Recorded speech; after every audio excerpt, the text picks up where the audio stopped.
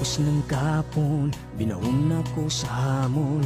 Nais kong bumangon sa pangungot ng kapon. Alaga ko sa bukirin, palaging sakitin. Baboy, kambing at inahin, kulang sa vitamins. Ngunit buti na lang may King's Vita Plus, complete essential vitamins, probiotics, minerals. Ilipalin ko ang hangganan ng langit upang ang tagumpay aking makakamit. King's Vita Plus, ang aking hari, ngayon aking alaga ay laging healthy. King's Vita Plus ka na, King's Vita Plus ka na, King's Vita Plus ka na. Ilipanin ko ang hangganan ng langit upang ang tagumpay aking makakamit. King's Vita Plus, ang aking hari, ngayon aking alaga ay laging healthy. King's Vita Plus ka na, King's Vita Plus ka na, King's Vita Plus ka na. King's Vita Plus ka na, King's Vita Plus ka na, King's Vita Plus ka na, King's Vita Plus ka na.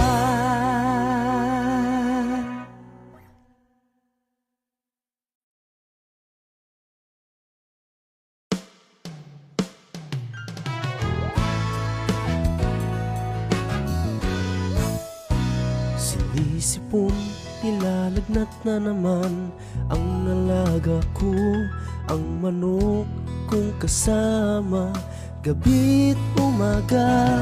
Buti na lang may panamos, gumaling agad aking manok. Unti-unting bumabalik itong aking ngiti. Sa Panamox Forte, ang manok ko'y bumuti. Sa Forte at Kaplet, kantabay ko lagi. Tumatamlay, humihina ang aking alaga. Paano na kaya? Anong magagawa? Buti na lang may Panamox, gumaling agad aking manok. Unti-unting bumabalik itong aking ngiti. Sa Panamox Forte, ang manok ko'y bumuti. Sa Forte at Kaplet, kantabay ko lagi. Buti na lang may Panamox, gumaling agad aking manok. Unti-unting bumabalik itong aking ngiti. Sa Panamox Forte, ang manok ko'y bumuti. Sa Forte at Kaplet, kantabay ko lagi.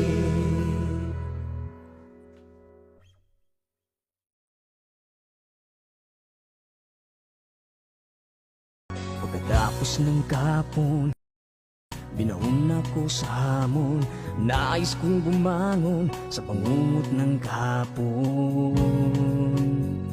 Alaga ko sa bukirin, palaging sakitin. Baboy, kambing at inahin, kulang sa vitamins. Ngunit buti na lang may King's Vita Plus, complete essential vitamins, probiotics, minerals. Ilipalin ko ang hangganan ng langit upang ang tagumpay aking makakamit. King's Vita Plus, ang aking hari, ngayon aking alaga ay laging healthy. King's Vita Plus ka na, King's Vita Plus ka na, King's Vita Plus ka na. Ilipanin ko ang hangganan ng langit upang ang tagumpay aking makakamit. King's Vita Plus, ang aking hari, ngayon aking alaga ay laging healthy. King's Vita Plus ka na, King's Vita Plus ka na, King's Vita Plus ka na. King's Vita Plus ka na, King's Vita Plus ka na, King's Vita Plus ka na, Kings Vita Plus ka na.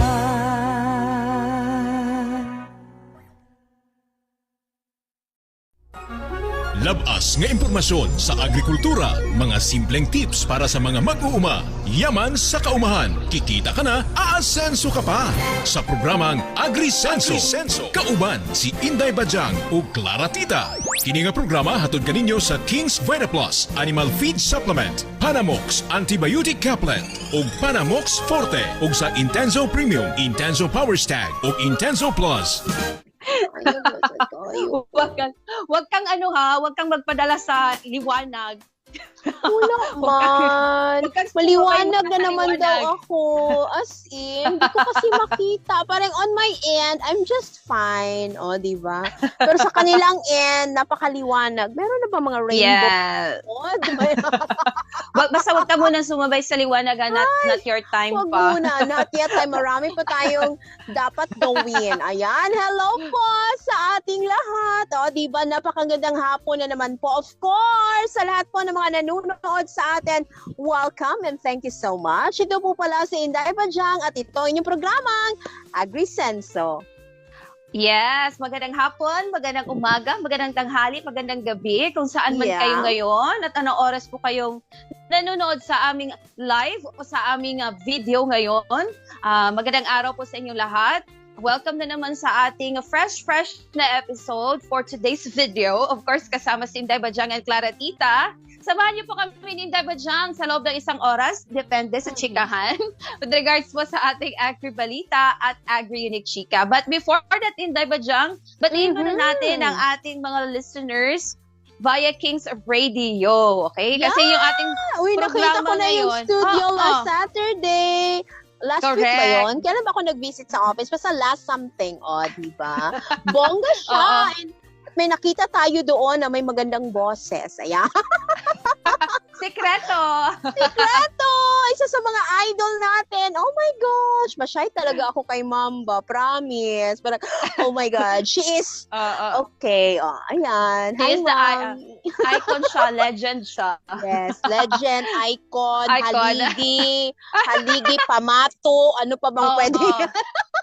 Same lang din ng alam niyo ba na si Inday Bajang ay dating DJ din siya ng mga Ay, hindi ako yun.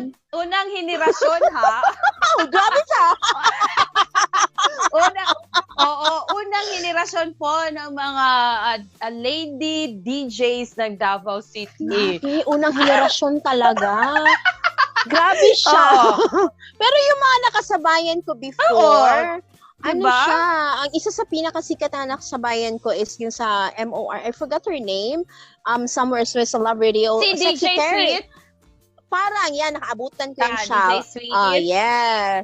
Sexy Terry. Yung Love Radio, Oo. naabutan. So, I really, so old na talaga, no? Kasi naabutan ko si Sexy Classic Terry. siya, tama. Pero bata pa ako as compared to them. Ayan. Parang try lang naman natin how it works. Working sa radio. Okay naman. So, yun na. Okay na Correct. ako. Ayan. Okay na. Oo. Just na ako. Alam nyo kasi, kasi ako nag-usap-usap kami ng mga DJs, like gano'n, tapos na-mention nila si Inday Bajang. Sabi ko, meron Uy. siyang Unfair mga- ha? Gilibak nila ako. Hindi naman yun siya libakday, kasi siya part man yun ng history. Naman talaga yun siya. History kayo. Siguro ang mga history, siguro before yun si Dagol. Ayan, mga history yan. Diba? Nakikinig siya Kasaysayan ngayon. yan. Hindi yan siya libak ha, kasaysayan yan. Given yan Oh siya. my God. Fact yan siya. Oo, But really, diba? kasaysayan siya nasa libro. Nasa almanac. Lord. Oo. You know, beforehand, when we started radio na job, it's one of the most, tawag nito, very glamorous sa daw na work, as they say, napakabongga, no? Pero Tapos, okay lang naman. Napaka-mysterious ng mga DJ Oo, dati. Kasi hindi talaga yes, sila it nagpapakita. As much as Oo. possible, ayaw na magpakita sa mga listeners. Parang pag tumatawag, uy, visit kami sa station, we find ways na, uy, sibat na kayo, may magpunta. Parang Sibat. Oh. hindi tayo makita. Parang mysterious ang dating ba? But unlike now, na siguro Mm-mm. talagang time really changed, diba? So, syempre, mas friendly na. Correct. Friendly naman kami before, pero pa mysterious ang effect, diba? Yung paano, Correct. ay, sino ba yan? O, diba? Parang Lalo may na kung sense of ano. excitement every time na makikinig. Correct. Yung Yan. Wala pang Mm-mm. live, wala pang mga Facebook live Social before. media, wala pa. Yes, Oo. so talagang the people were clamor on you. Huy, nindot lagi na siya voice sa mailat lang. Di ba? Mga ganon. Oo. Ang sexy ng kanyang boses. Oo, sa boses lang. Boses lang yan. Don't be so full. Di ba? Mabito na mga DJ, maraming girlfriends. Hindi na ako Agad. mag-pinpoint ng names. Aha. Marami sila. Oo. Uy, except DJ Sweetheart. Oo. Mabait Except ba DJ yun? Sweetheart. Oh, mabait si DJ Sweetheart. Mabait ba Oo. siya? Okay, mabait siya. Beeper. Grabe ha, hindi ko naabutan ng beeper yata. Yung beeper, parang bata pa po ako Beeper. noon. Grabe siya, beeper. Oo. Parang hindi pa uso yun on my end. Di ba? Bata pa talaga ako. Nasa mga 30s pa naman. Charot. Alcatel. O yan na, ko yung... Uy, dati yung Alcatel, pag meron kang Alcatel, ano ka na, elite Ikaw na ka ang na. napaka-elite sa Oo. sosyedad. So, Di ba? Yung classmate mo may Alcatel. Wow. Wow, ha? Alta si Yaman, ate, rich. ha? Yaman, ha?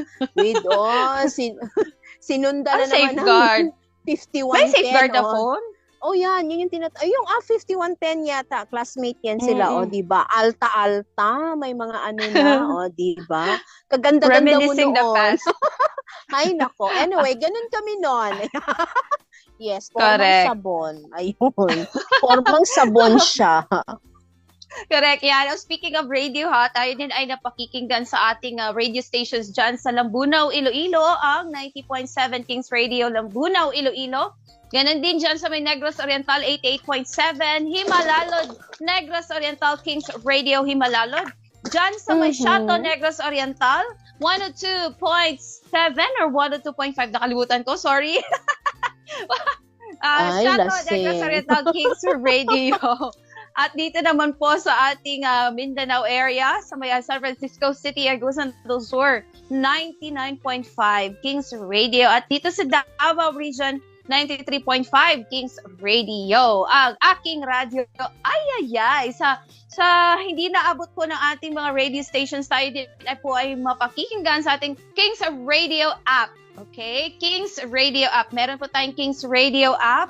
I-download niyo lamang po sa inyong Play Store. Libre po yan para kahit saan pa kayo, kahit nasa ibang bansa kayo, basta as long as may internet kayo, mapakikinggan ninyo ang ating mga programa, ang ating mga musika, and of course, ang ating mga balita.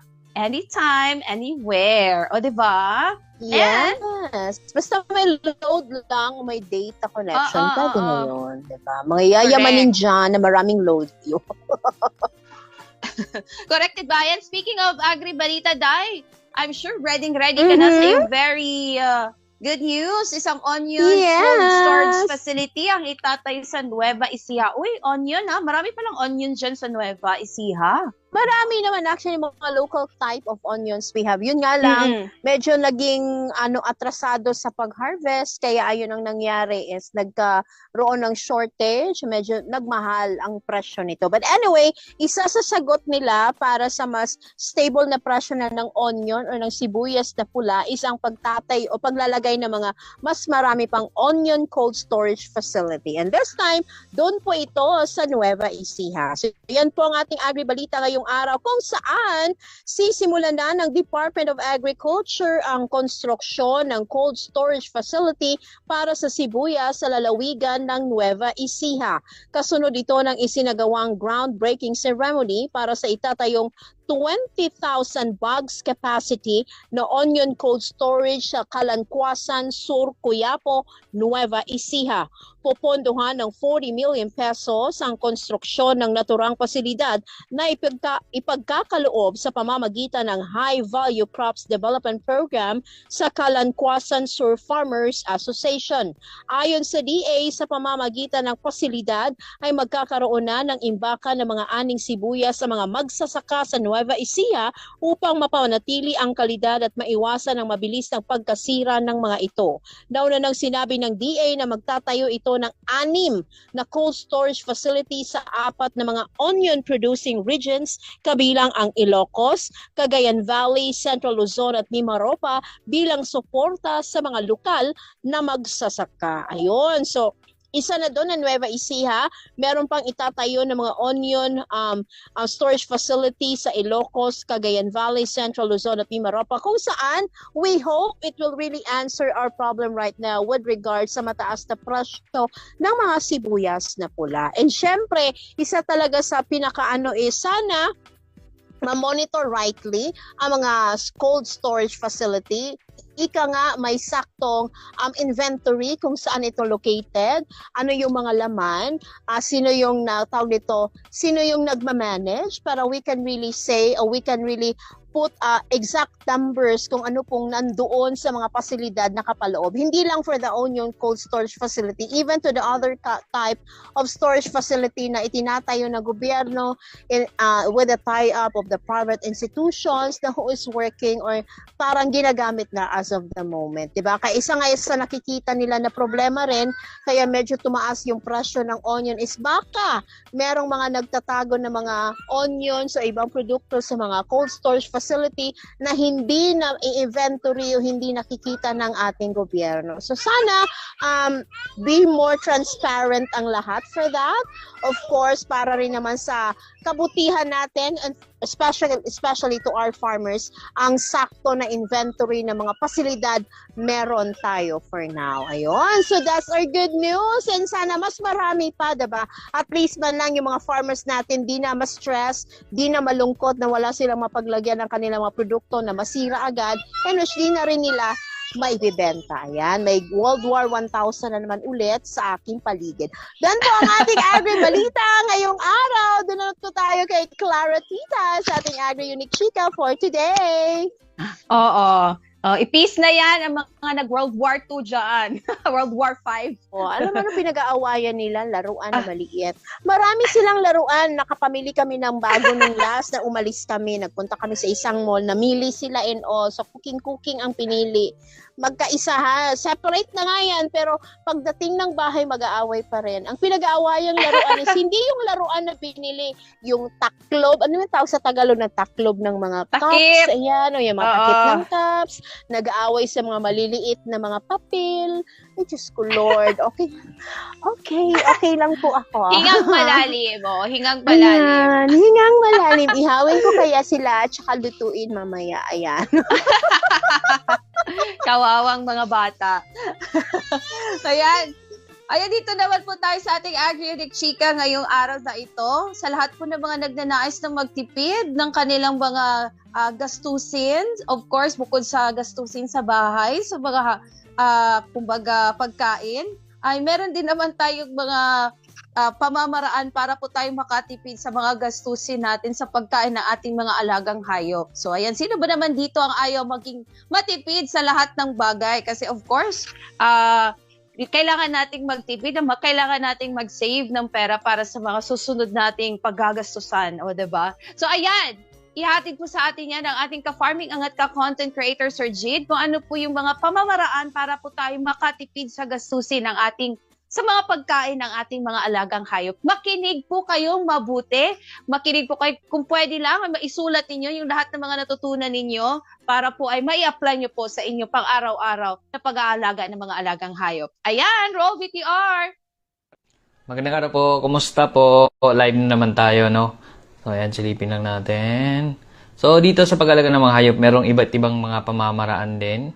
No? May mga iba't ibang diskarte din. So, sa amin, ang ginagawa namin ay itong yung mga kahit paano ay hindi kami gagastos ng sobrang malaki kasi wala naman tayong kakayahan. So, ayan no. So, ayan, nag-live nga pala tayo ngayon. Ay galing tayo nagpastol ng kalabaw. Kaya ito yung ating outfit. No, kamusta? Silipin ko lang yung live kung okay naman. Okay. Ayun, no. Ayan. So, yun po sa pag-alaga ng hayop ay kailangan meron din tayong mga discarding gagamitin, discarding gagawin para kahit papaano ay hindi naman tayo gumastos na sobrang malaki. Tingnan natin kung ano yung mga available resources sa paligid, no? Ano ba yung kakayahan natin, ano ba yung mga resources na available na. Sa akin kasi ganun yung una kong tinitingnan noon, no, bago ako mag-decide na mag-alaga ng mga hayop. Although dati nang may mga manok, may mga baboy, may mga baka, kalabaw na rin na inalagaan yung mga magulang ko. Pero kasama rin sa tinitingnan ko bago ako nag-start na parang gagawa na parang negosyo na, no, papalaguin na, tinitingnan ko muna kung ano ba yung mga available na meron doon sa paligid namin, ano ba yung mga pwede kong gamitin na talagang available na libre na magagamit. So, katulad na lang doon sa mga pabahay. So, dahil nga nagplano tayo na magpalago ng ating mga alagang hayop, no, mag-alaga ng mga pabo. Ang bago sa amin, itong mga pabo, yung mga kambing, so yan, yung mga itik.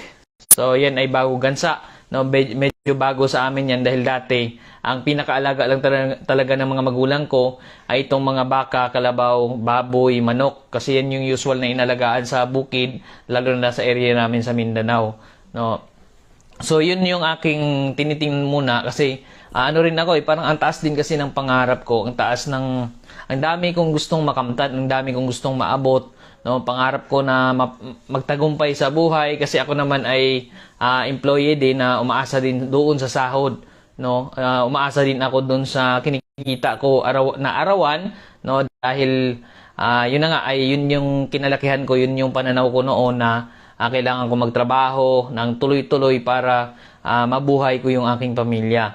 Wherein doon naman, dahil doon sa pagtatrabaho ko na medyo sa tagal ko na rin, umabot ako ng lagpas 10 taon na rin doon sa kumpanyang pinasukan ko. So medyo nagkaroon ako ng tinitinan ko na yung ano pa ba yung ibang pupwede kong gawin para magbago naman, maiba naman yung aking maiba naman yung direksyon ng buhay.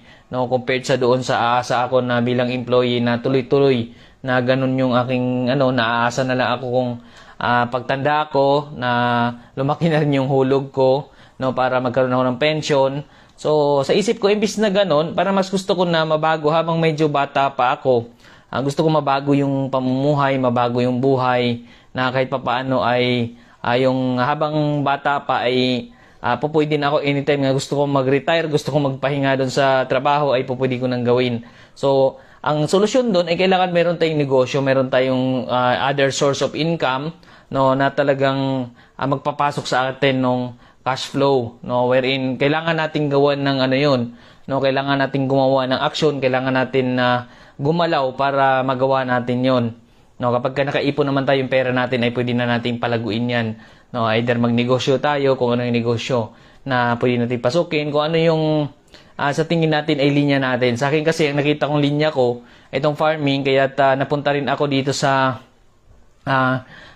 page na to, Ka-Farming Angat Ka, Farming Business ATBP, no, kaya nagsishare din ako ng yung mga ideya, yung passion natin doon sa farming, ay sinishare ko rin para doon sa mga nandun din yung linya. Kasi dito sa farming, no, kapag nandito yung linya natin, tulad na nabanggit natin, ako nakikita ko yung linya ko dito sa farming dahil nandito rin yung hilig ko, no, at saka dito maraming mga pupwede ring magiging source of income. Kasama na doon yung pag-aalaga ng hayop, no, kapag nag-alaga tayo ng hayop, parami natin, meron tayong manok, meron tayong pabo, meron tayong mga kambing, baboy, no, baka, kalabaw, na parami na natin yan, no, malaki ang chance na mas ma-improve na rin natin yung ating source of income kasi andyan na, dumami na sila, no. Kasabay nung papaparami natin, syempre hindi yun ganun kadali. Hindi yun na porket sinabi natin, na plano natin, ay magagawa na natin agad. Kailangan din natin na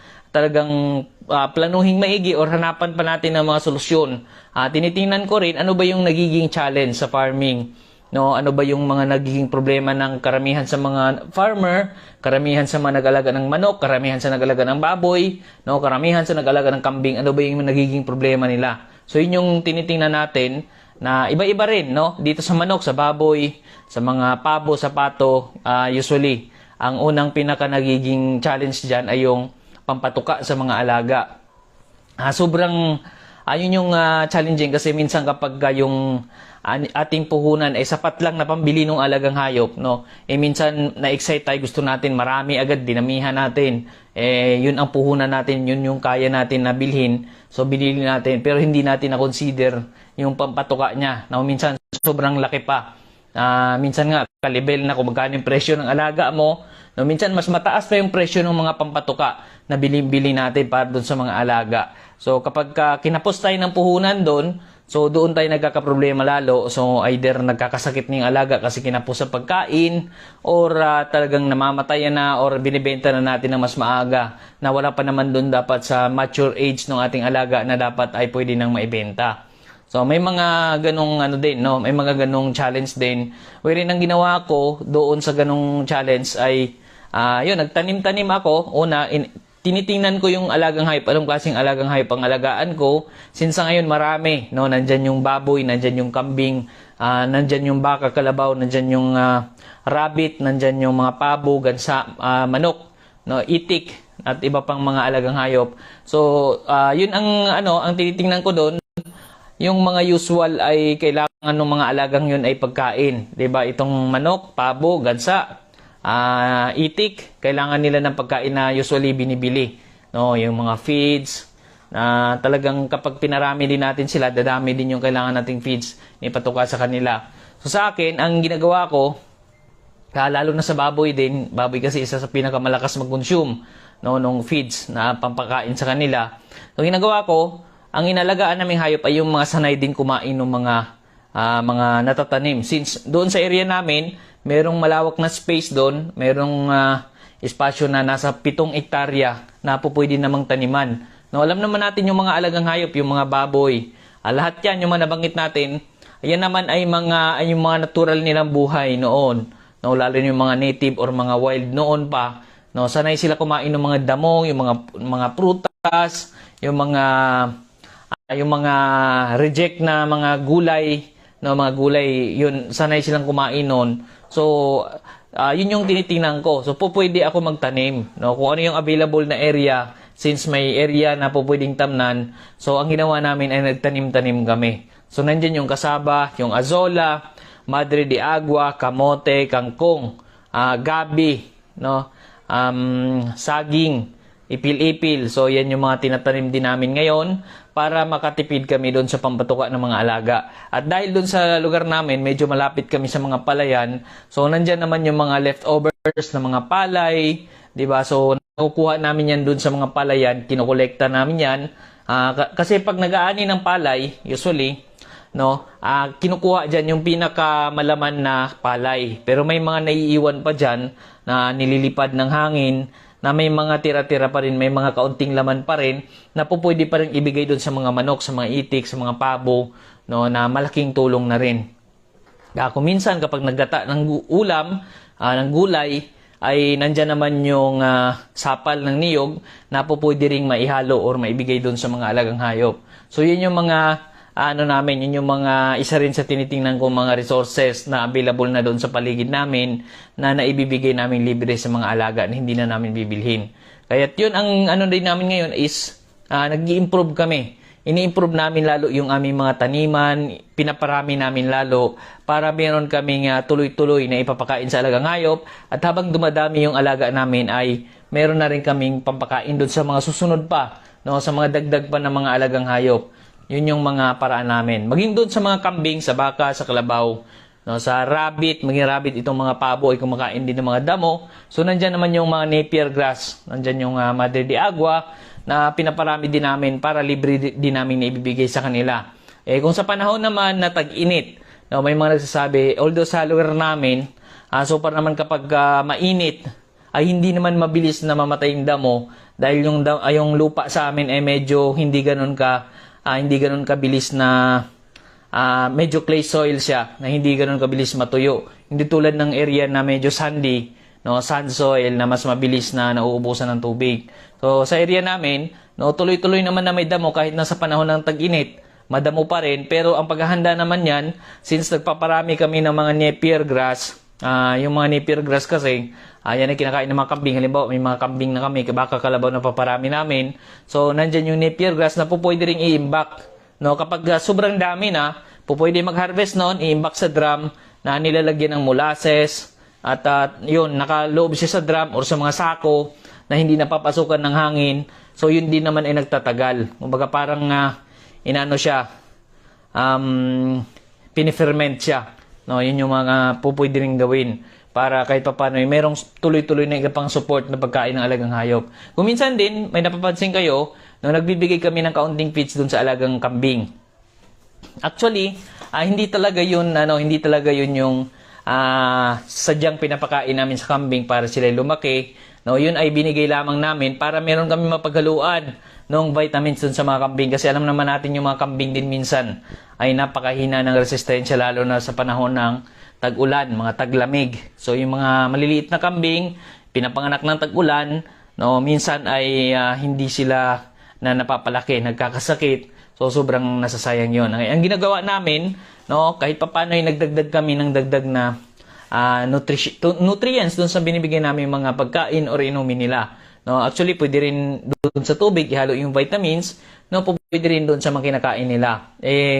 Yung kambing kasi namin, since sila ay nasa open sila na ranging area, wherein may area na tubigan, may area na medyo mataas, at usually kapag ka nainom sila, nauhaw sila, bumababa lang sila doon sa pinakaposo, umiinom sila doon. So kapag dinadalhan namin ng tubig, no, nilalagay namin sa timba at binibigay sa kambing, hindi na nila iniinom kasi meron silang inuman doon sa baba na talagang direkta na sila doon sa poso. So, yun yung challenge din namin kung paano namin sila bigyan ng vitamins. Wherein yung vitamins kasi na ginagamit namin ay parang water soluble or nahalo siya dun sa tubig or sa mga pagkain nila. So, ang ginagawa namin, yun yung nakikita ninyo sa mga videos namin, sa mga pictures na napopost namin sa Farming Business ATBP, dito sa Ka-Farming Angat Ka, no, sa Agrisenso, yung mga post namin, minsan nagbibigay ako ng feeds. So, yung feeds na yun ay pinaghaluan ko lang ng vitamins. Kaya lang ako nagbigay ng feeds kasi hinahalo ko itong King's Vita Plus doon sa pinaka-feeds. Kasi yung mga kambing namin ay sanay doon sa feeds. Nung binili namin yung kambing namin mula doon sa pinakaunang may-ari, no, talagang sanay yung mga kambing na kumain ng feeds, ng mga darak. So, yun yung nakasanayan ng mga kambing. Kaya doon ko naisip na ihalo ang King's Vita Plus na vitamins. Although meron din kaming alagang kambing na hindi rin talaga kumakain ng feeds, hindi rin sila kumakain ng darak. So medyo pahirapan din kami magbigay ng vitamins sa kanila, no? At inobserve namin kung ano yung kinakain nila. May kambing din na kumakain ng mga sapal ng niyog. So doon din namin hinalo naman ito. Na kami nag-a-adjust kung ano yung kinakain nila, kung ano yung iniinom nila, doon namin hinaluan ng vitamins na itong King's Vita Plus na vitamins, no. Ito naman ay powder, no, na hinahalo ng konti-konti lang naman, no, 2 kutsara kung halimbawa sa feeds hinahalo, no, 2 kutsara lang hinahalo namin doon. Tas yun yung kinakain na nila. Or kapag sa tubig naman, kapag yung kambing ay sanay naman na uminom ng tubig, kontrolado natin yung pag-inom nila kasi wala naman silang ibang naiinuman kung ganun yung ating sitwasyon naman doon sa farm natin. So pwede rin naman ihalo ang King's Vita Plus doon sa kanilang inuman. Ito naman ay nabibili sa mga agri-vet stores. No, meron din sa Shopee. Actually, dito sa amin po pwede rin yung i-PM. No, available itong King's Vita Plus Animal Feed Supplement sa mga agri-vet stores, mga poultry supply, at sa Shopee, sa Lazada. No, or dito sa amin po pwede rin kayong mag-PM sa amin online. So, yan. King's Vita Plus, ito yung ginagamit din namin kasi hindi lang isang vitamins na meron dito. So, nandyan yung multivitamins, minerals, amino acids, electrolytes, essential elements, calcium, D3, enzymes, probiotics. Sa likod, ang daming mga sangkap. So, nandyan nandyan pa yung zinc, iron, manganese, copper, iodine, selenium, cobalt, lysine, L-methionine, betaine. Meron siyang probiotics. Meron pa siyang vitamin A, vitamin D3, vitamin E, vitamin K3, vitamin B1, vitamin B2, vitamin B6, vitamin B12, folic acid, pantothenic acid, biotin, niacin. Napakarami niyang sangkap, napakarami ng mga vitamins, minerals na nakahalo dito sa King's Vita Plus. Kaya ito rin pinagkatiwalaan namin, no, dahil ito rin mismo ay aprobado sa Bureau of Animal Industry. Ayan, meron siyang numerong VDA-PM 18099. Yan yung kanyang rehistro sa Bureau of Animal Industry. No, kaya ito yung ginagamit namin para doon sa mga alagang hayop. Shout out kay Ka-Farming Point Breaker. Magandang araw po sa inyo, magandang gabi po. Watching from Matikaw, Misamis Oriental. Maraming salamat, Ka-Farming Point Breaker, sa inyong panunod po ngayon. Maraming salamat po. So yan, King's Vita Plus Animal Feed Supplement. No, pwede nyo subukan sa mga alagang hayop din. No, inulit natin, available sa mga agri-vet stores, mga poultry supply, nationwide, Mindanao, Visayas, Luzon. Or meron din sa Shopee, at dito sa amin, available din ito. Pwede kayo mag-PM. So ayan, King's Vita Plus, yan yung mga ginagamit din namin vitamins. Kasi doon sa mga alagang hayop, lalo na sa amin, binibigay namin mga natural na pagkain. So kailangan din namin sila mabigyan pa ng dagdag na yung mga nutrients na kailangan ng kanilang katawan. So yun yung mga nabanggit natin kanina na nandito na mismo sa King's Vita Plus Animal Feed Supplement. Yan. So registered sa Bureau of Animal Industry, no, at nabibili sa mga agri-vet stores. Kaya talagang yung mga sangkap nito ay pasok mismo sa standards ng Bureau of Animal Industry. Yan, King's Vita Plus. Yan ang ginagamit na namin sa mga alagang hayop ngayon. Dahil dati, no, nasubukan na rin namin na mag-alaga ng hayop na kapag panahon lalo ng tag-ulan, yan, kapag may panahon ng sakit, ang bilis magkahawaan, so sobrang nasasayang yung mga alaga. So sa amin ngayon, ito yung nagsisilbing pinaka-protection ko rin doon sa mga alagang hayop para kahit papano'y mapalakas yung immune system, yung mga kakulangan nila sa vitamina, kakulangan nila doon sa mga nutrients, ay napupunan ko na rin dahil dito sa mga sangkap na meron ng King's Vita Plus. So, ayan yung gamit namin. So, doon sa mga alagang hayop natin, no, inulit natin, no, magandang magtanim-tanim na rin tayo ng pandagdag pampakain sa kanila. Depende rin naman sa pamamaraan natin, kung ating paraan ay nagbibigay tayo ng mga feeds, ng mga pampatuka, no, or kahit anong mga ginagamit natin. Kasi depende rin naman yan, yung mga feeds naman ay napakalaking tulong din yan. Dahil yan naman ay talagang naka-formulate din para doon sa mga alagang hayop para mas mabilis lumaki or magkaroon ng maayos na timbang at yung tamang mga pangangailangan ng hayop ay nandun din. Lalo na kung haluan pa natin yan ng King's Vita Plus. Diba? So, napakalaking tulong din naman ng mga feeds. Pero sa ilan, kung wala naman tayong ganung kalaking kakayahan na bumili ng feeds para sa mga alagang hayop, may option pa rin tayo. Hindi tayo dapat mawala ng pag-asa. May pag-asa pa rin. Mag-alaga tayo ng hayop na pwede rin naman natin bigyan ng mga natural na pagkain. No, doon sa baboy, kung nag-alaga tayo ng baboy, sa amin nga mga puting baboy, no, yan yung mga nilalabas din natin sa video. Sa Farming Business ATBP, yung mga puting baboy namin, yun ay pinapakain namin ng mga natural na pagkain, yung mga inahin, yung barako, dahil hindi naman namin kailangan doon na pambigatin yung timbang nila. Kailangan lang namin doon mabigyan sila ng maayos na pagkain, sapat na nutrisyon mula dun sa pagkain na binibigay namin para magbigay din sila ng magandang produkto, magandang mga biik. Kasi ang pinaka-product namin dun sa mga inahin, sa 5 inahin at isang barako na nandun sa loob ng ranging area namin, ang pinaka-produkto namin dun ay mga biik. So, meron din kaming isang barako na sa labas naman, ganun din, biik din ang aming nagiging produkto doon dahil siya naman yung taga-sampa ng mga inahing baboy ng mga kapitbahay namin. No, usually naman, dinadala ng kapitbahay namin yung inahing baboy nila. No, kapag yun ay nabuntis, nanganak ng 10, ng 9, ng 8, yun, may isa naman na napupunta sa amin noon bilang kapalit nung pagpapasampa nila doon sa aming barako. Ayun naman yung inaalagaan namin yung barako, pinapakain. Yun naman yung kapalit, no, yung mga galing doon sa mga nagpapasampa ng inahing baboy nila. So actually, malaking tulong din.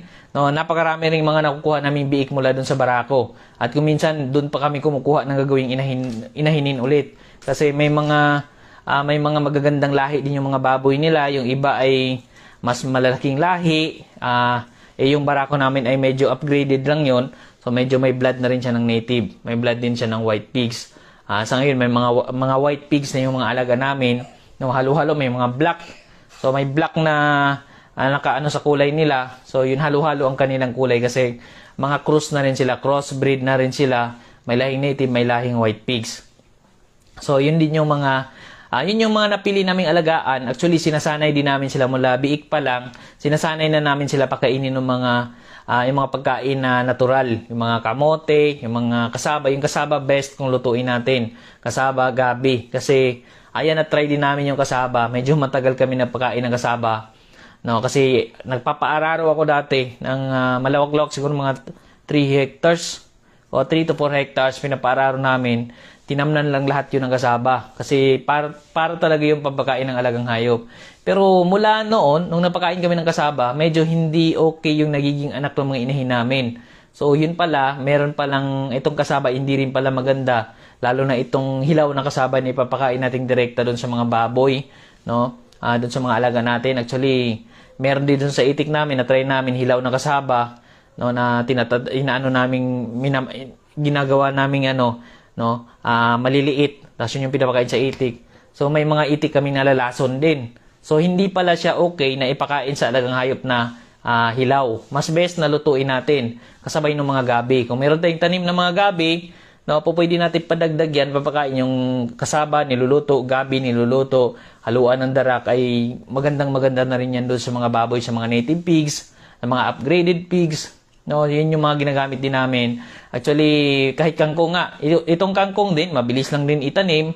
No, doon sa mga matubig na area, kung halimbawa may mga palayan tayo, doon sa palayan minsan, pag laging binabaha, meron dyan na nagiging tubigan na, na hindi na rin matatamnan ng palay. Sa amin ginagawa namin dyan, tinatamnan namin ng kangkong. So napakaganda rin naman kangkong kasi lagi kang nag-harvest dyan, lalo na kapag tag-ulan. No, mas maganda rin yung mga pagtubo ng mga kangkong, yung mga kangkong na pangtubig. So, yun naman, madalas kami nakaka-harvest kami, yun naman ay pinapakain sa baboy. Yung mga kangkong, mula nung bata pa ako, actually, grade school pa lang ako, may mga alaga na kaming baboy. Mula nagkamulat din ako, yung mga magulang ko ay may mga alaga ng mga baboy din.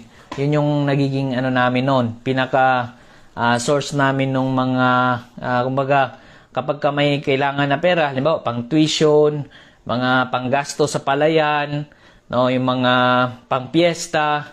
So mula doon sa inalagaan ng mga baboy. Kaya may alaga din kaming inahing baboy na noon ay habang busy yung mga magulang ko sa kanilang gawain sa palayan, pagka-uwi ko mula sa school, nung elementary pa lang ako, pagka-uwi ko mula sa school, ako na yung naghahanda ng pagkain ng baboy namin. Yung kangkong, since yung tatay ko ay nanguha na rin ng kangkong, pag galing silang palayan, may mga kangkong na yan naka-ready doon. Malalaking kangkong na yan galing doon sa ilog, doon sa mga doon sa mga sapa sa amin. So pagdating ko niyan, pag uwi ko, tinatadtad ko yung kangkong, tapos kapag nandyan pa yung niyog, yan yung hinahalo pa namin noon, kangkong, niyog, tapos hinaluan ng darak. So yun na yung binibigay namin doon sa baboy. So para naman, lumalaki din naman yung mga baboy, yung mga inahing baboy namin, ayun ang tuloy-tuloy na kinakain. Okay din naman. Napakaganda rin naman kasi natural yung kinakain nila. Sabi nila, may mga nagsabi nga, may nagtanong din sa akin, kapag daw ganun yung pamamaraan na natural yung pagkain ay maamoy daw yung karne. Totoo daw ba? Pero para sa akin, hindi yun totoo. Kasi yun ang kinalakihan ko, wala naman nagreklamo na maamoy yung karne nung baboy na binibenta namin, nung baboy na kinakatay namin, nung baboy na nililitsyon namin, wala namang amoy. Okay naman, amoy baboy pa rin siyempre. Amoy karne pa rin ng baboy. Pero kapag yung barako na hindi kapon, pag yun ang kinarne, yun ang may amoy. Diba? Yun ang observation ko rin. Pero doon sa mga baboy na kumakain ng mga natural na pagkain, pasintabi na rin doon sa mga hindi kumakain ng mga baboy ha. Ito ay naging topic lang din natin kasi ito ay naging experience din namin. At ito ay naging comment din ng ilan na baka daw hindi naman masarap ang karne ng baboy na mula sa mga natural na, kung natural ang kinakain, yung mga natural na galing sa ay mga tanim-tanim.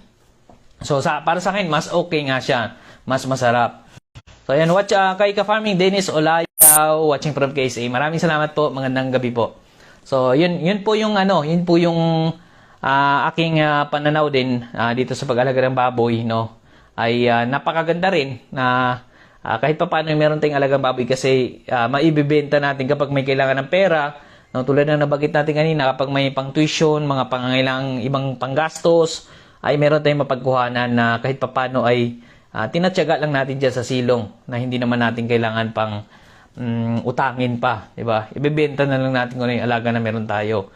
Doon sa mga kalabaw, baka, sa amin nga minsan noon, no, may mga nangyayari din na may alagang kalabaw kapag may mga nagkakasakit. So, yan kasi minsan yung parang nagiging insurance yung alagang hayop na pag may mga sakit ay naibibenta yung alagang hayop para pampagamot doon sa ospital. No, so yun yung napakalaking tulong kasi kung wala kang alagang hayop, 'di ba? Wala kang ibang aasahan kapag ka may panahon ng biglang pangangailangan. So ganun yung ginagawa din namin noon, nag-alaga ng hayop para dun sa mga biglang pangangailangan. At maging doon sa mga piyesta, sa kasal, sa binyag, ganyan sa probinsya, naghahanda ng biik, pinapalaki para dun sa kasal, sa binyag, sa mga handaan. No? Tapos para may panglitsyon na dahan-dahan lang di pinapalaki. Ikaw pa mismo yung papalaki at ikaw pa mismo nakakaalam kung paano mo pinapalaki yung alagang hayop. Kung gusto mo silang lumaki na natural yung kinakain, gusto mo yung organic way, yung iyong pamamaraan sa pagpapalaki sa kanila, ay napakalaki din ng advantage na ikaw mismo ang nagpapalaki nung alagang hayop. Diba? Kay Ka-Farming Lito Montilla Villamor, watching from Lapu-Lapu City. Hello, maraming salamat po. Maying gabi sa mga taga Lapu-Lapu City. So, yun po. Yun yung mga ginagawa namin pamamaraan. So, balik tayo doon sa dati, no? Nung grade school pa lang ako, pagka uwi ko sa bahay, tad-tad ng kangkong, yun, naghahalo na nung papakain sa alagang hayop. At nag-iigib pa kami noon kasi yung bahay namin, medyo nasa ibabaw na area, tapos yung igiban namin ay pababa. So, igib muna ako pagka uwi, tapos yun, pakainin yung baboy, saing, no, ano ba, hugas ng plato. So, pagkatapos noon, laro na ako doon, papunta doon sa basketball court. Ang laro naman namin ay chokok, mga tagu-taguan, baril-barilan, yung mga laro-larong ganon. So, yun yung mga ginagawa ko noon din. Grade school pa lang ako. Actually, nahilig na rin ako dito sa pag-alaga ng hayop. Hindi lang doon sa baboy, maging sa pag-alaga ng mga manok. Medyo nagkaroon din ako ng malaking interest doon. Kasi dati tinry ko rin na mag-alaga ng maraming sisiw. Ito yung naging experience ko rin na nag-fail din noon. Kasi akala ko, napakadali lang. Na-inspire ako doon sa nabasa kong books. Kasi may mga books dati sa school na tinatapon tungkol sa farming, tungkol doon sa pag-alaga ng mga itiks. Yung nakikita ko, yung mga picture ng mga itik, ang ganda tingnan. Kaya naiinganyo din ako na mag-alaga ng itik. Ginawa ko, yung mga inahin namin ay okay naman sana dyan, naglakad-lakad sa silong, kasama yung mga sisiw nila. So dahil gusto kong gayahin yung nasa books na napanood ko, nabasa ko, ang ginawa ko, binobroder ko. Yung mga sisiw kada itlog nung inahin, pagka sisiw na, kinukuha ko yung mga sisiw, tapos nilalagay ko sa karton, iniilawan ko. Tapos yun, pinapakain ko ng booster, tapos yung starter. So, ganun ginagawa. Tapos may time din na naubusan ng pera. Siyempre, grade school pa lang ako. Yung mga magulang ko naman ay farmer din. Nagtatanim ng palay. Wala naman silang kinikitang pera lagi. So, hanggang baon lang naman yun na piso, 2 pesos. Yun lang yung baon ko dati. Minsan nga, piso lang. Minsan nga, wala pa. So, walang ibang inaasahan. Kaya't nangyari, dumami na yung mga sisiw, umabot ng 40, umabot din ng mga 50, tapos nung medyo, mga 1 week, minsan 1 week ko lang silang napapakain, tapos sa sunod na linggo ay wala na akong papakain sa kanila. So dun, ginagawa ko, kanin na yung binibigay ko. So ang nangyari naman, nanghihina yung mga sisiw, nagkakasakit. So dun ko na-realize hindi rin ganun kadali. Actually, nung ganong age ko, nung grade school ako, doon ko nare-realize ko na hindi pala ganun kadali rin yung pag-aalaga ng hayop. Lalo na kung paparamihin natin. Lalo na rin kung walang sapat na puhunan. Yun yung pinakapananaw ko noon. Na kapag wala kang sapat na puhunan, ay mahirap.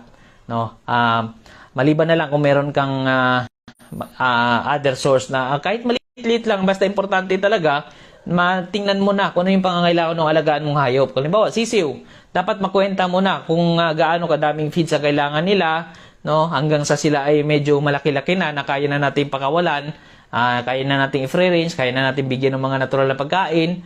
So, kailangan muna natin tingnan yon. Kasi kung ang titingnan lang muna natin ay yung kaya natin ibili ng alagang hayop, tapos hindi natin masustain yung papakain sa kanila, so kalaunan ay nagkakasakit sila, namamatay sila. So, ang ginawa ko, dahil doon sa naging experience ko na yon, nagantay ako na lumaki-laki muna ako at makapag-ipon ng pera para kahit papaano ay pupwede na ako mag-alaga. Kahit na may trabaho lang ako as employee, na tingin ko ay kaya ko nang masuportahan yung papakain ng aking mga alagang sisiw kapag ako ay nag-alaga ng sisiw. Kasi mura lang naman yung feeds, di ba? Kung magkano lang naman yun, sasahod ka naman. So, maliit na halaga na lang yun na pwede mong idagdag, ipampakain sa kanila. Pero, yun na nga, no? Actually, bukod doon, no? Bukod doon, ginawa ko na rin ulit yun, kaya lang may mga times pa rin na nagkakasakit yung alaga, no? Kahit na nabibigyan ko ng pagkain, sapat na pagkain nabibigay na, pero may mga panahon pa rin, no? Nung sumunod kong ginawa na naman, may panahon na naman na nagkakasakit din sila. So, ganun pa rin, no? May mga panahon na dungoy yung tawagin sa amin, no? Na parami na yung manok, tapos nandiyan yung dungoy, bigla na lang naganunan yung mga sisiw, di ba? Nakaganon na lang, tapos sunod na araw na mamatay na. So, minsan hindi na namin pinapaabot na mamatay, no? Kinakatay na namin. Yan, ang dami nga naming nagiging ulam. Sa susunod na araw ay wala na, ubos na yung mga manok namin dahil dun sa sakit na yun ng mga manok. So, yun naman yung nagiging challenge na naman na tingin ko ay napakahirap talaga mag-alaga ng mga manok, napakahirap mag-alaga ng hayop dahil ganun lang din ang mga nangyayari. So, doon ko naman, inaalam ko na naman kung ano ba yung mga pupwedeng solusyon sa mga ganung pangyayari. So, yun yung doon ko rin nakita itong King's Vita Plus kahit paano ay ano siya, no? Ay ito yung nagiging solusyon na namin, no? King's Vita Plus Animal Feed Supplement. Para madagdagan yung resistensya, yung nutrients na kailangan ng hayop ay may bibigay namin mula dito sa powder ng King's Vita Plus na hinahalo lang doon sa pagkain o sa inumin ng mga alagang hayop. So, doon ko na naging ano to, kaya't lagi ko na rin sinishare ito maging sa mga vlogs ko at dito sa ating live, no? Dahil ito mismo ay malaking tulong na rin sa amin. Dahil sa dami ng naging karanasan ko rin doon sa pag-alaga ng hayop, no? Ito ay napakalaking tulong na rin sa ngayon. So far naman, no, matitibay yung mga alaga namin dahil dito. Hello kay Farming Enting Marteja, nice, maraming salamat po. Kay Farming Castellano Joe, watching from Northern Samar, maraming salamat po. So, yun po. Yun yung aming ginagawa. At yung mga sakit naman ng alagang hayop, inaalam ko na rin yung mga gamot. Ang gamot naman na ginagamit namin ay yung Panamox Forte. Kapag may mga sipon, laway-laway, bulutong, coryza, fowl cholera, no, yung iba pang mga sakit, yung mga ano ba bang sakit na mga manok. Halimbawa, kahit may mga sugat, no, may mga sugat yung manok, may mga sisiw, ang ginagamit naman namin itong Panamox Forte. Yung Panamox Forte kasi, pwede siyang ihalo dun sa tubig inumin, no, pupwede rin yun na 5 to 7 days na ipainom ng tuloy-tuloy dun sa alaga kapag may mga sakit sila. Pero kapag malalaking manok naman, no, yung mga pabo namin, may mga bulutong, yun, may mga laway-laway, coryza, fowl cholera, ano pa bang yung sakit na usual na nangyayari sa manok. So, ang ginagamit naman namin, yung Panamox Caplet. May Panamox Forte, meron din Panamox Caplet. Yung Panamox Caplet, itsurang capsule siya na pinapainom manual dun sa manok. Kapag nahuhuli natin, kapag nakatali yung manok, no, yung may mga manok panabong na may mga sakit, may mga sugat mula sa laban, sa ruweda. So, ang gamit naman doon ay yung Panamox Caplet. Dahil yun ay itsurang capsule. Kasi kung nahuhuli mo naman yung manok, madaling pa inumin. Pero kapag naka-free range yung manok, na nandyan lang, at kontrolado mo naman yung inuman, kapag may mga sakit sila, sa amin naman ay Panamox Forte naman ang ginagamit namin. Ang pagkakaiba nila, Panamox Caplet, capsule ang itsura niya, Panamox Forte, yun ay powder, water soluble siya, na po pwedeng ihalo dun sa tubig inumin nila. So, yun yung ginagamit naming mga gamot. No? At dati rin, no, sa pag-alaga ng hayop ay wala akong ginagamit na wala akong ginagamit na gamot or pampurga. Doon ko rin inalam kung ano ba yung mga ginagamit pa sa mga alagang hayop. So, yun yung pampurga. Yun naman yung worms to go. Yung ginagamit namin nila worms to go, meron na siyang albendazole plus praziquantel. Kahit napakaganda niyang pampurga sa mga alagang hayop. So, yun yung mga ginagamit na rin namin ngayon para kahit papaano ay mapaunlad namin yung aming pag-aalaga ng hayop. No? At yung mga nabanggit natin kanina, yung mga pananim na pwede rin nating itanim para kahit papaano ay medyo makatipid-tipid tayo. Hindi tayo mapapagastos ng sobrang malaki doon sa ating mga alaga. So, yun. So, yun po yung mga natin, yung mga pamamaraan din namin sa ngayon na ginagawa. Actually, sinishare ko na rin dito para kahit papaano ay makuha rin kayo ng ideya. Sa akin kasi, ang advocacy ko rin talaga ay makapag-share ng mga idea na mga naging karanasan namin. Halimbawa, doon sa pag-alaga namin ng baboy, no, so far naman napakalaking tulong ng aming babuyan. Doon ang mga pangailangan namin, maging pang-tuition ko noon, yung mga pampatayo namin ng bahay, yung mga pambili namin ibang gagamitan sa bahay, ay nanggaling doon sa baboy. Ang pinaka-best na naging karanasan namin sa baboy ay yung pag-alaga ng mga inahin. No, meron kaming 2 inahin. Yung mga biik nila, yun yung mga binibenta namin. Yun yung mga nagagamit namin ng panggastos. No, yung mga inahin naman ay pinapakain namin ng mga natural na pagkain kahit hindi naman kami gumagastos sa kanila. Kailangan lang talaga tiyagain, magtiyagang magtanim ng mga kangkong, kamote, kasaba, gabi, no, at iba pang mga pagkain nila, mga ipil-ipil na natural dewormer din yon para doon sa ating mga alaga. So, yun yung ating natural dewormer din yon. Yun yung aming mga pamamaraan din. Magbasa lang ako ng mga comments, no. So, yun yung mga pamamaraan din natin sa pag-alaga ng mga hayop. So, ayan. So, di ko lang ma-open dito yung So, dito na lang, no? Kaka-Farming Casiliano Joe, watching from Northern Samarillo po. Maraming salamat. Kaka-Farming Enting Marteja, nice. Maraming salamat po. Yun, Kaka-Farming Point Breaker, Kaka-Farming Dennis Olayaw, Kaka-Farming Lito. Yan. Kaka-Farming Lito Mantilla Villamor, Kaka-Farming Enting Marteja. Hello po, maraming salamat po sa inyong panonood. Magandang gabi po sa inyong lahat. So, yun po. Yun lamang po muna sa ngayon. Maraming salamat po. Thank you po. Happy farming po. God bless po sa inyong lahat. God bless you, Sir Jid of Ka-Farming Angat Ka and Farming Business ATBP. So sa lahat po ng mga nagnanais pa na makakuha ng mga magagandang tips, yung mga relatable talaga at yung ma-apply nyo talaga ng mga tips, of course, i-follow nyo na po ang Facebook page ni Ka-Farming Angat Ka. And of course, si Farming Business ATBP. Meron din po siyang YouTube channel na Farming Business ATBP. So lahat po very inspiring na mga stories at mga experience niya sa pagsasaka, sa pag-aalaga ng hayop. Andun po lahat sa mga content ni Sir Gene. So hopefully, and I assume talaga na meron po kayong mga nakukuha doon sa mga nabanggit sa atin ni Sir Gene na pwede nyo pong may-apply para po kayo makatipid po sa inyong pag-aalaga ng inyong mga alagang hayop po. Sa mga pagkain ng inyong mga alagang hayop. Marami naman dyan mga pwede ninyong gawin, pwede ninyong pwedeng maging diskarte ninyo para po kayo ay makatipid sa inyong mga pagkain sa alagang hayop ninyo.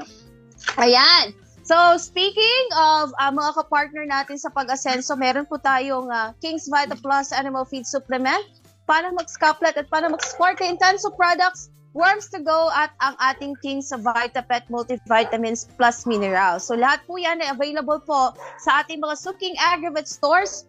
Sabihin na natin nationwide kasi meron na tayo sa Luzon. But if ever wala po tayong available stock kasi yun nga, out of stock, mabilis na pong maupos. So, don't you worry, di ba, Day? Yeah, of course. So, no need nang mag-uol. Ayan, mas sad or mas stress sa kakaisip. Saan kayo pwedeng bumili? You can purchase or you can have you can purchase our own these items via cash on delivery or cash on pick up. Basta meron po mga branches ng LBC sa inyong mga lugar. Ayan, i-PM lamang po ang ating mga Facebook pages.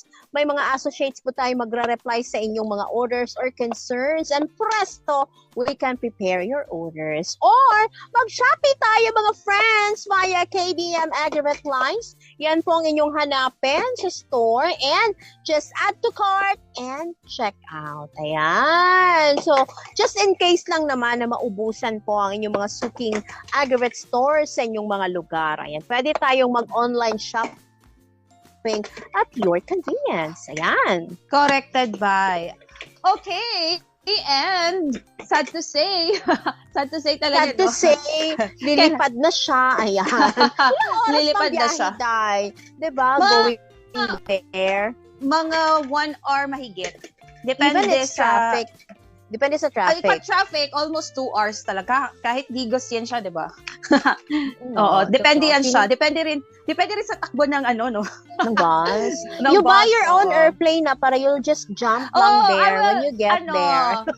I will make hiram to your airplane. So far, ang Pwede. binigay ni Daddy, ano pa lang, pakpak at saka tail. So, hindi pa complete, wala pang body. Ay, okay.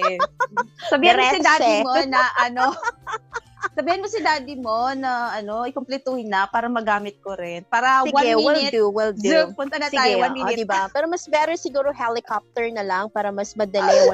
Wala mga, landing area. Pwede ka nang bumaba na lang, pwede. charot. So, talagang akala nila may mga helicopter tayo at eroplano. Car lang po iyon. Oo. Nananaginip lang po kami. Yes. Practice lang naman, charot. Din-imagine lang namin ang mga Yes. bagay-bagay. Yeah, Hanggang you know. imagination. Definitely. Ayan. Anyway, maraming salamat po sa isang oras na naman po na yung pagsama sa amin ni Clara for today. And of course, bukas po ulit. Ayan. Same time, same place, same beautiful faces and all. Of course, mga balita at tips para po sa inyong lahat. Ito po si Inday Badyang. At ito po si Clara Tita. Hanggang bukas muli dito lamang sa nag-iisang programa para sa ating mga magsasaka at agrikultura. Wala nang iba pa ang Agri-Senso. Sa agrikultura, asenso ka. Magandang araw sa lahat. Thank you, God bless. everyone. God is good all the time. Bye! Babush! Labas nga impormasyon sa agrikultura, mga simpleng tips para sa mga mag-uuma. Yaman sa kaumahan, kikita ka na, aasenso ka pa. Sa programang Agri-Senso, kauban si Inday Badyang o Clara Tita. Kini nga programa hatod kaninyo sa King's Vita Plus Animal Feed Supplement, Panamox Antibiotic Caplet ug Panamox Forte ug sa Intenso Premium, Intenso Power Stag ug Intenso Plus.